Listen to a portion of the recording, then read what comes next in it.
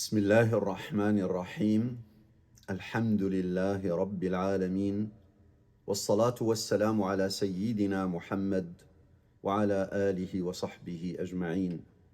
رب اشرح لي صدري ويسر لي أمري واحلل عقدة من لساني يفقه قولي. ربنا لا تزغ قلوبنا بعد إذ هديتنا وهب لنا من لدنك رحمة إنك أنت الوهاب. My dear brothers and sisters, Assalamu alaikum wa rahmatullahi ta'ala wa barakatuh. Subhanallah, I can smell the coming of Ramadan. It seems just, it's knocking the door. It's almost there. And I am sure each one of you, my dear brothers and sisters, are feeling the same, are feeling the warmness, are feeling the peace, the tranquility, the blessing that Ramadan is bringing with it. And that's why Rasulullah sallallahu alayhi wasallam in the month of Sha'ban said, Allahumma barik lana fi Sha'ban wa ballighna Ramadan. Oh Allah, bless for us the month of Sha'ban and make us reach the month of Ramadan. Ya Rabbil Alameen. So therefore, few things we would like to share, my dear brothers and sisters, in terms of preparing ourselves, inshallah, for the coming of Ramadan. May Allah subhanahu wa ta'ala make it a blessed month for all of us. Bi-idhnillahi ta'ala. You see, Allah subhanahu wa ta'ala is the creator of space and He is the creator of time. He's the creator of space, therefore He selected certain spaces to be sacred, to be more important than others, like Al-Masjid Al-Haram, like Mecca. And He selected certain times to be more important than other times. So the day of Jumu'ah is more important than the rest of the days. And the month of Ramadan is more important than the rest of the months. And the month of Ramadan is so special that Allah subhanahu wa ta'ala sent the Quran, revealed the Quran in the month of Ramadan, started the revelation of the Quran in the month of Ramadan. شهر رمضان الذي أنزل فيه القرآن. This month is so special. So there are many things that can be talked about regarding the month of Ramadan. For example, the ruling, for example, the virtues of Ramadan, what can be done in the month of Ramadan, and many, many things can be done. But I am going to limit my talk to very specific things. Mainly, we would like to see how Ramadan is an opportunity for change.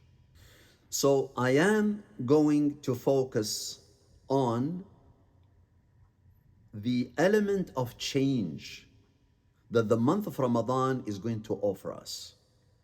The month of Ramadan is going to put us in an atmosphere so rich, so comprehensive,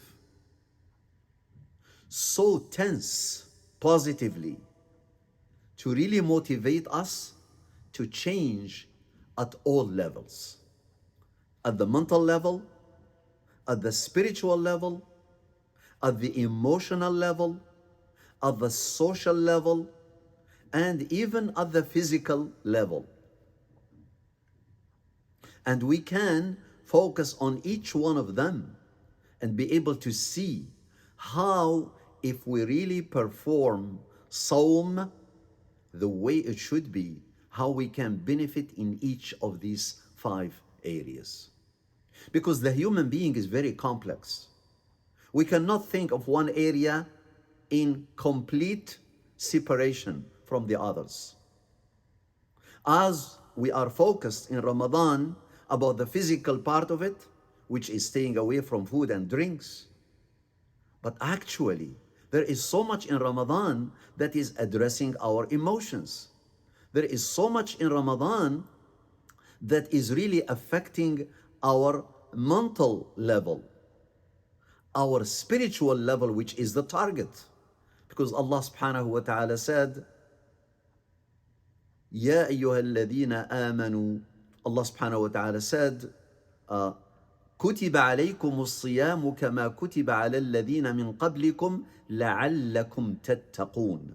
So the purpose of fasting is these last words, لعلكم تتقون. The purpose behind performing Sawm is to achieve taqwa. And taqwa is addressing all these levels.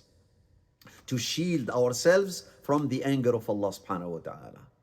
To shield ourselves from the punishment of the hellfire.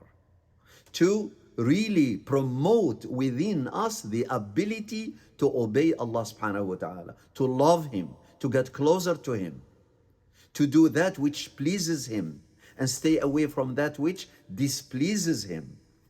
So all that is really the target, the goal behind Sawm, behind fasting. So therefore, there is so much in the Sawm of Ramadan that if we really pay attention and observe the Sawm the way it should be, we will be able to see how Sawm of Ramadan actually sharpens the mind, make us able to be focused.